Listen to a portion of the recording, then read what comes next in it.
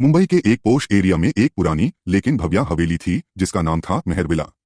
इस हवेली की मलिक थी राजश्री देवी सिंह, एक 80 साल की अमीर तीखी लेकिन तन्हा औरत।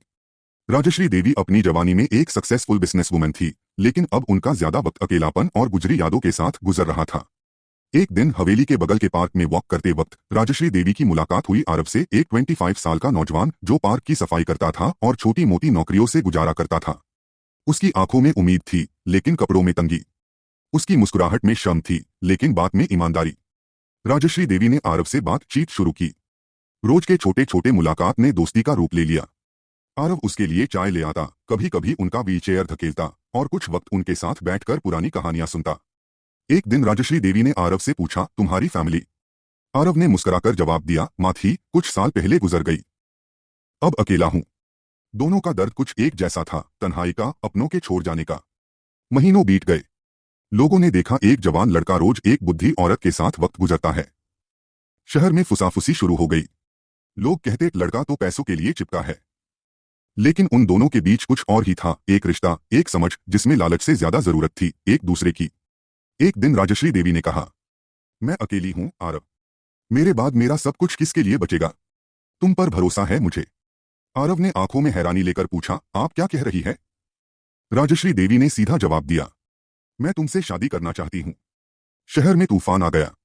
न्यूज चैनल्स ने हेडलाइन चला दी, 80 साल की बिलियनेयर ने की 25 साल के लड़के से शादी। सोशल मीडिया पर मेम्स बनने लगे, डिबेट्स होने लगे। कुछ ने आरव को गोल्ड डिगर कहा तो कुछ ने राजश्री देवी को क्रेजी कह दिया। शादी के बाद आरव पर सब नजर रखने लगे। लोग सोचने लगे अब ये अमीर जिंदगी जिएगा, पैसा उड़ाएगा। लेकिन आरव ने कुछ और ही किया। उसने राजश्री देवी का बिजनेस FIR से चालू करने में मदद की। उसने ऑर्फनेज के लिए पैसे डोनेट किए। उसने हवेली में एक लाइब्रेरी बनवाई जहां बच्चे आकार पढ़ सके। एक दिन एक जर्नलिस्ट ने आरव से पूछा, क्या आपने पैसों के लिए शादी की? आरव ने शांत स्वर में कहा, मैं उस वक्त भूखा था लेकिन मोहब्बत का भूखा। मां के बाद किसी ने मुझे इतना प्यार दिया तो वो राजश्री देवी थी। क्या पैसा प्यार के लिए बदला हो सकता है? शादी के 1 साल बाद राजश्री देवी की तबीयत खराब होने लगी। उनका हेल्थ गिरता गया।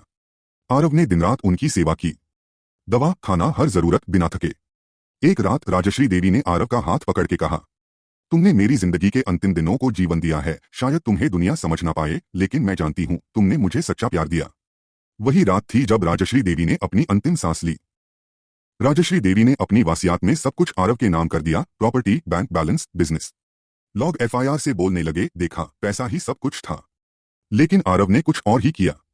उसने आधी प्रॉपर्टी एक ट्रस्ट को डोनेट की, ऑर्फनेज खोला और एक ओल्ड एज होम